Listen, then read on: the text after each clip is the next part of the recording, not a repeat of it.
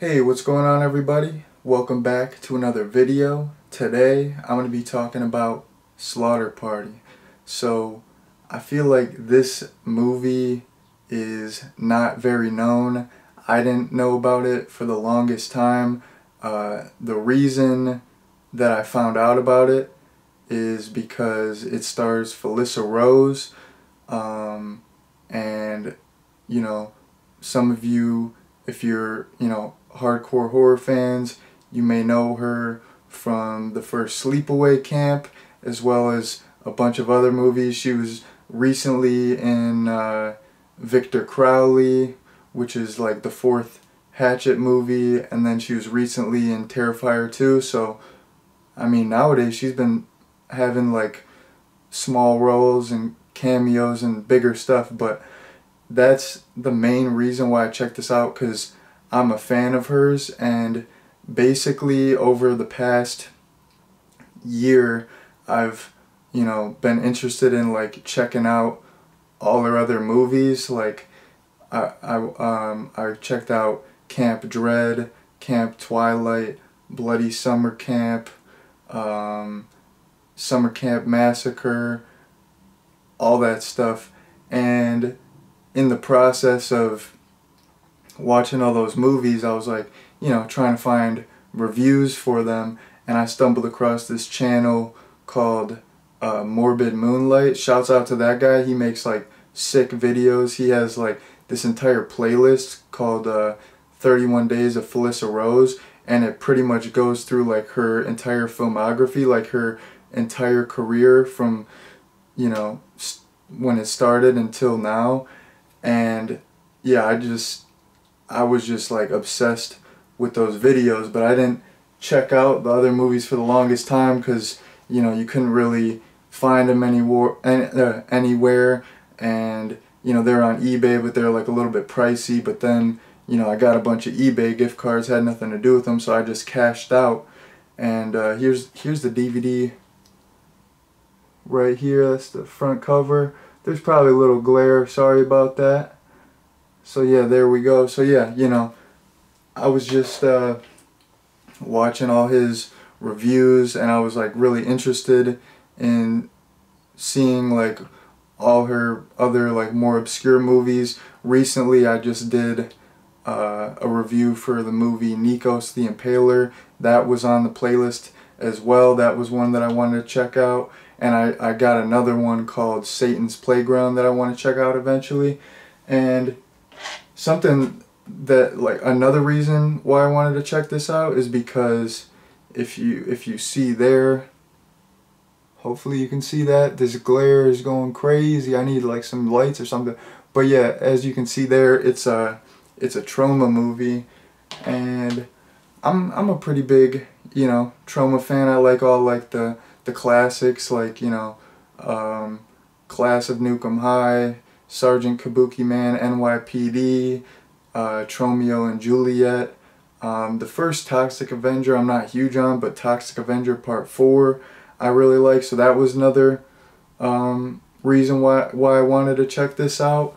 But going into this movie, I didn't have the highest hopes, because something noteworthy about this movie is that it was shot on video, which is the same with Nikos the Impaler. That was also shot on video.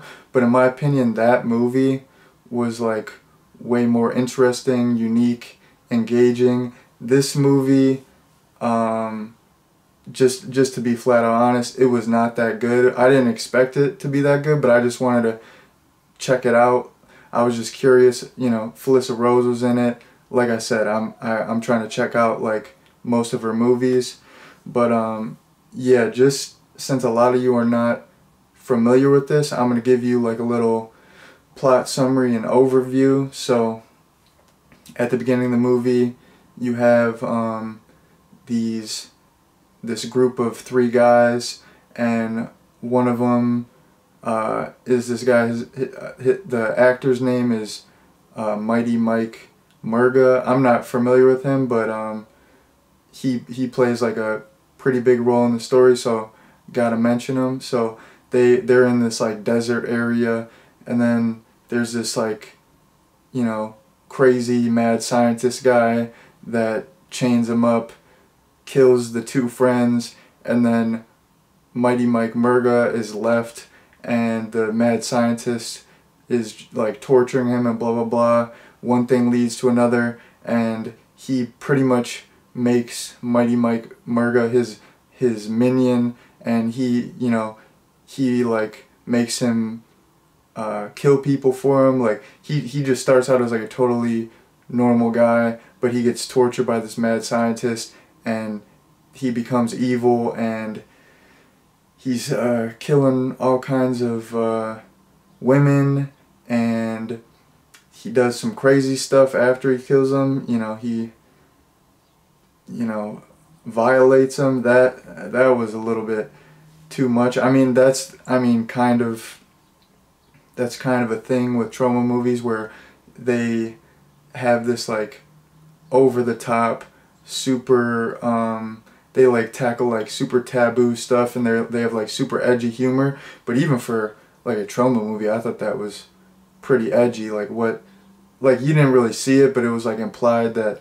he kind of violated these women after he killed them. So yeah, that was a little off-putting even for me, and I'm used to watching like Troma movies and horror movies and gory movies like that. So yeah, that was a little much. But anyways, you know, he's Mighty Mike's character is picking off people. The mad scientist is also killing people, and then we're like eventually introduced to Felissa Rose's character, and she's at a cemetery, and we learn that her sibling was killed by Mighty Mike Murga, and then, you know, she's just with her friend. They're going out to the desert with like a group of girls, and Mighty Mike shows up, starts picking them off. That's the basic plot. Oh yeah, and then also like there's this kind of like subplot where there's these two detectives, and they're trying to find the killer. So, you know, very simple premise. It's a slasher movie, but even for like a slasher movie, it was pretty simple. And you know, it was, you could tell like it was super low budget. It was, you know, it was shot on video, so it was like full screen, had a pretty grainy look. The audio wasn't great.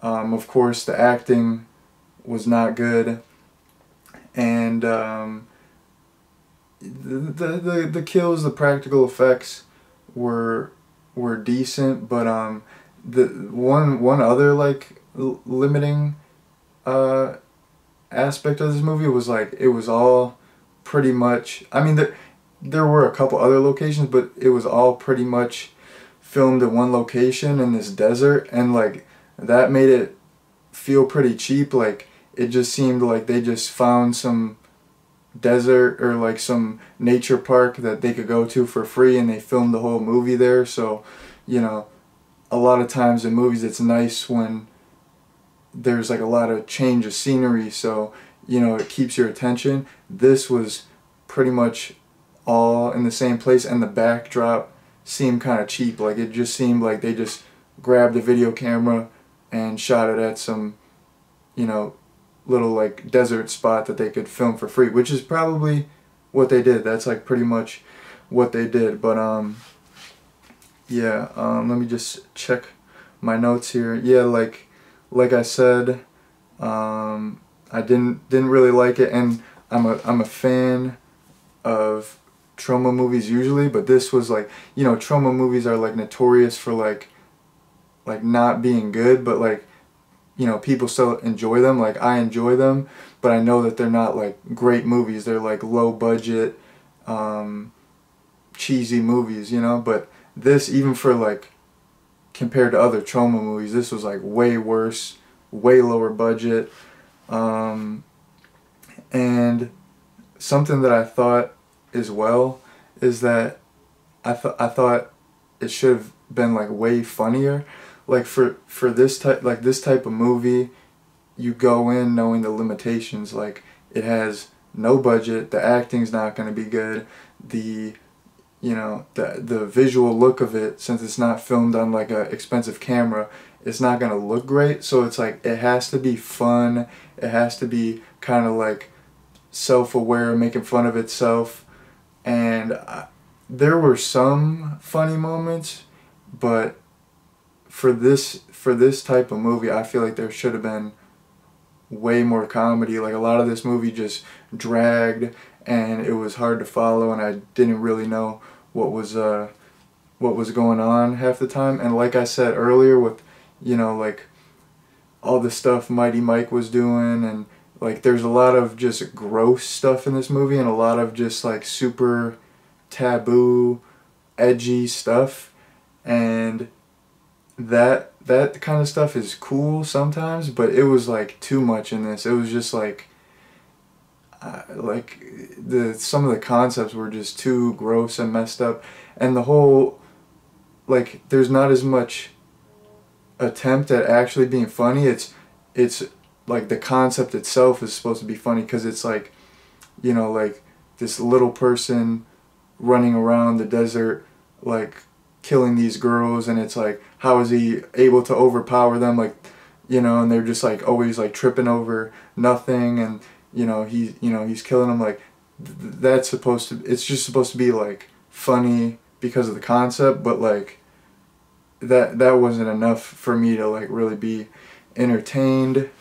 But getting on to like a positive note here, something that I liked about this movie is that I think Felissa Rose like really took it seriously. I feel like she takes every single movie seriously. Like she's in like mostly like lower budget B movies, you know. She's not like in, you know, Hollywood blockbusters, but I feel like every role she's in, she like gives it her all.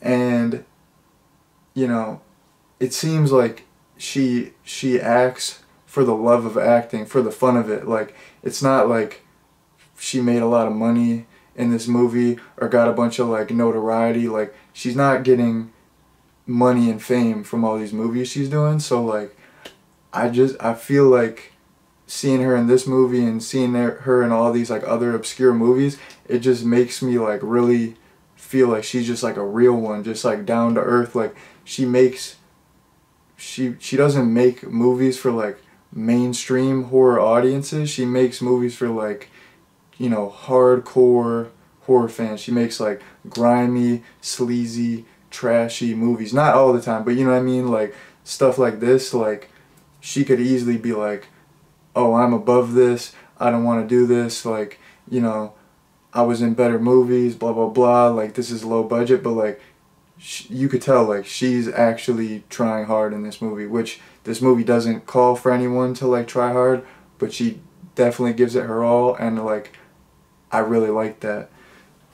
I don't know, she just seems like a real one. Like she would be cool to like have a drink with, just like talk about life, like chop it up, you know. Like I don't know, because there's so many like even like horror actresses that like aren't even in like huge movies. They like because I've just like heard stories from friends about like they go to conventions and then they'll like meet certain actors and actresses that like, you know, are just in like a couple horror movies, and then they have like this like stuck up like pretentious attitude. It's like, yo, like who even are you? Like I like your work, but it's like, what's up with that attitude? Like you were in Zombie Killers 5, like chill, like get over yourself, charging like $150 for an autograph, treating fans like crap. Like I feel like Felissa Rose is probably like super nice to fans, super appreciative. I feel like I just get like a vibe from watching her that she's just not like on that stuck up stuff. So I don't know, I think that's pretty cool. I like real down to earth people. I don't like those like like, I mean, a lot of actors are pretentious, but like you would think like, you know, actresses in the horror community would be more like down to earth, because it's more of like a tight knit community. Like the fans are like super passionate. Like you don't think that they would have some like stuck up attitude, but I mean, from hearing some stories, I guess some of them do. I don't even want to mention names, but it was like some actresses that I really like their stuff, but it was like I've heard a bunch of actors like at conventions I just have some weird attitudes going on, which is like, what's up with that? Like, you're making bank off the fans. Like, the fans are like supporting you. What do you make at a convention? A couple thousand to like sign some autographs? Like be humble. Like, be appreciative. Like, get over yourself. You know, some punks. Honestly, like, not cool behavior in my opinion. Another thing, another positive here is, you know, I thought the kills were serviceable. It's like there wasn't anything crazy going on. A lot of it was like cutaway, but I mean, it was like, it was bloody, it was splattery, it was gory, it was like over the top with the blood, and then there were some sequences where you would actually, you know, see like quite a bit of good practical effects. Like, this one guy gets like all his like intestines and guts ripped out, and like later like Felissa Rose gets like her leg sawed, and that looked pretty good. So I mean, it's not like the best, you know, practical effects I've ever seen, but for this like micro budget shot on video movie, I thought the kills were decent. They were serviceable. Like I said, nothing crazy, but they were good enough. They could be a lot worse for like a movie with this budget, you know. So I wasn't mad at the kills. They were all right. Just a random thing here. Like, this was probably my favorite part of the movie. And it was just like this sequence with this song. I just really liked the song, and I tried to look it up after, and I couldn't find it at all. But it was this song, and it was like a metal song, and the singer was just like screaming the lyrics, and the lyrics were just like about McDonald's, and he was just screaming like, "I want to work at McDonald's." And I was like, this is the best song ever. Like, I need to find this immediately. Still haven't been able to find it. Maybe one day I'll be able to find it, but it was just like a fun sequence. Like, Mighty Mike was like chasing this girl with the knife, and you got this heavy metal song about McDonald's playing. That's what I want to see. That was like my favorite part of the movie. I gotta find that song. What am I doing with my life? That's like the best song ever. And then just jump, like, if you all have seen any of these videos, you know, I just kind of, you know, jump around. There's no really structure. It's kind of a loose, you know, vibe. So another random point, just something that I was thinking, like, so when I popped in the DVD, like after you get through the previews, like right before the movie, there's a intro, and they kind of like talk about the movie, and it's Lloyd Kaufman and these like two actresses, and they were like cracking all kinds of jokes, and then there's like one of the actresses was just supposed to be like super ditzy, and she just like would like repeat like the same line over and over and over, like she was like a total airhead, like she didn't even know what was going on. That whole intro sequence was like pretty darn funny, and I was like, alright, let's go. Like, this is going to be a fun movie. It's not going to take itself seriously. It's going to deliver on the jokes. There's going to be all kinds of humor, but like, it never lived up to that. Like, the intro was almost like funnier than most of the entire movie, and I was like hyped up too, because then I saw like the Troma intro where it has like the little music, and what is it? I think it's like New York or something. But like, that came on, like the intro came on, and then the little title, like the Troma title thing came on. I'm like, let's go. But then like, once I got like 5 or 10 minutes into the movie, I'm like, oh man, this is not it, you know. All right, and then this is the last thing I have here on my notes, and then I'll wrap things up here. But one cool thing about this movie that I enjoyed was that there was a couple cameos. You had a cameo from Lloyd Kaufman. He was just like in his office cracking jokes, and all of his jokes were actually pretty funny. You had a cameo from Brinke Stevens, which you all may know her. She was in, you know, Slumber Party Massacre, Sorority Babes in the Slime Ball, Bolo-Rama. She got that title perfect. That's a mouthful. That's a tongue twister right there. But yeah, she made a little cameo, and then you had a cameo from Ron Jeremy, you know, the adult film icon. So he got killed. He got like his like throat slit. It was crazy. Like that actually looked good. Like the effects on that looked pretty good. But I've seen him pop up in a couple Troma movies. If I'm remembering correctly, I feel like he was the mayor in Toxic Avenger 4. But I mean, you know, he's like a ledge in the adult film game. So you know, cool to see him. I mean, I haven't even seen any of his stuff. I just know about him. He was on like Tosh.0 and stuff, and I mean, everyone like knows that name. What was his? He had like what was his name? Like the Warthog or something they call him. I don't even know. But you know, he popped up. You had, you know, like I said, Brinke Stevens, Lloyd Kaufman. I'm a fan of cameos, and you know, I like Lloyd Kaufman. I like Brinke Stevens. Ron Jeremy, I don't really know because I haven't watched his videos, but I mean, it's cool to see him. It's cool he doesn't like take himself too seriously. He's always like popping up in various media, so that's cool. But yeah, I'm gonna wrap things up here in a second.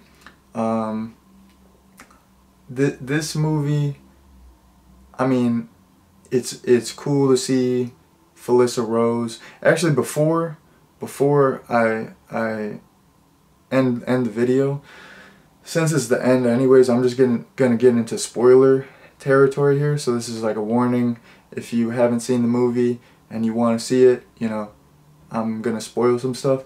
I thought the ending was pretty darn lame. Like there was this whole twist where one of the cops was actually like working with the killers, and then like Felissa Rose gets killed off screen, and then the movie just ends. It's just one of those movies that just stops. I'm like, that's it? Like it just like ended so abruptly. And I mean, like what because like Felissa Rose was like built up to be the final girl, and then she just gets killed off screen, and then like credits. So like I said, the movie I didn't really like, and the ending was like super unsatisfying. I was just like, what? And then it just like ended like abruptly. Like it was just like over. Like movie's over. Get out of here. So yeah, I did not like the ending. But yeah, I mean, I don't know. Here's the thing. If you're a Felissa Rose fan and you want to check this out just for her, I mean, she is like pretty much the main character, but I feel like she doesn't have that much to do, and I feel like she doesn't even get like that much screen time. Like this movie just like jumps around a lot. So I would say even if you are a Felissa Rose fan, I would say don't check this out. It's a waste of time, and there's just really like not that much fun to be had.